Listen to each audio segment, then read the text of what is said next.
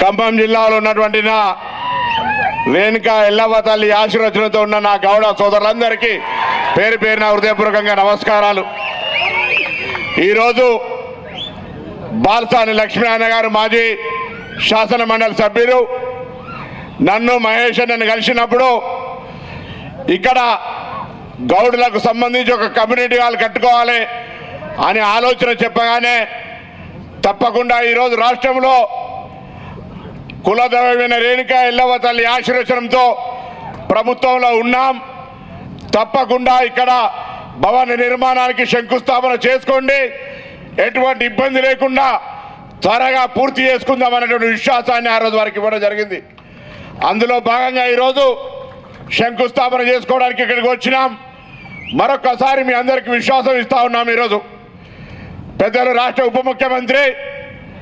ముఖ్యమంత్రి గారి కేక స్వయంగా ఆర్థిక శాఖ మాత్యులు, అదేవిధంగా కుబేరుడి కటాక్షం నిండుగా ఉండి భూములకు సంబంధించి అధిపతి రెవెన్యూ శాఖ మాత్యులు, గృహ నిర్మాణ శాఖ మాత్యులు, రాష్ట్ర కాంగ్రెస్ కు అధ్యక్షులు పెద్దలు మహేష్ కుమార్ గౌడ్ గారు, మా వదినే శాసనసభ్యురాలు రామ్దాస్ గారు, పల్లె లక్ష్మణ్ గౌడ్ గారు, నాయుడు సత్యం గారు, తిరుమల వకీల్ గారు, శ్రీనివాస్ గారు, అదేవిధంగా అశోక్ గౌడ్ గారు, మిగతా ఇక్కడ వేదిక మీద పెద్దలు మీ అందరూ, నేను అన్న వీళ్ళందరి కంట్రిబ్యూషన్ ఎందుకయ్యా? తప్పకుండా ప్రభుత్వం మన సంక్షేమం కొరకు ఆలోచిస్తూ ఉంది. రేవంత్ రెడ్డి గారి నాయకత్వంలో ఉన్న ఈ ప్రజాపాలన కాంగ్రెస్ ప్రభుత్వం మీరు సహకారం లేకుండా చేయగలుగుతాం అంటే అన్న వాళ్ళకు కూడా తృప్తి ఉండాలి. 516 రూపాయల నుంచి ఎవరైనా ఎక్కువిస్తే తీసుకుందాం అన్నాడు. ఓకే, పర్వాలేదు. కానీ ఒక మాట మళ్ళా రాంగ కూడా కార్ల వీళ్ళిద్దరి దగ్గర మాట తీసుకున్నాం. ఇక్కడికి రాని తుమ్మల నాగేశ్వరరావు గారు కూడా చెప్పినాం. వారికి ఇలా కేంద్ర వ్యవసాయ శాఖ మంత్రి రావడం వల్ల ఇక్కడికి రాలేకపోయినరు.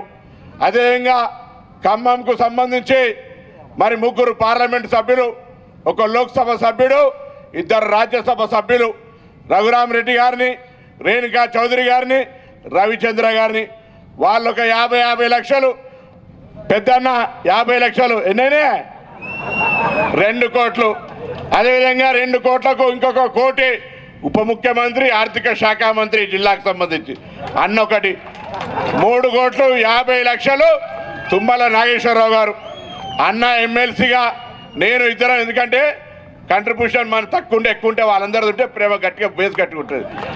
అన్న మాది మిగతా ఎంత అవసరం పడుతుంది అంతా దానికి సంబంధించి సమకూర్చే బాధ్యత మాదే. ఆ విధంగా ఈ భవనం పూర్తి చేసుకొని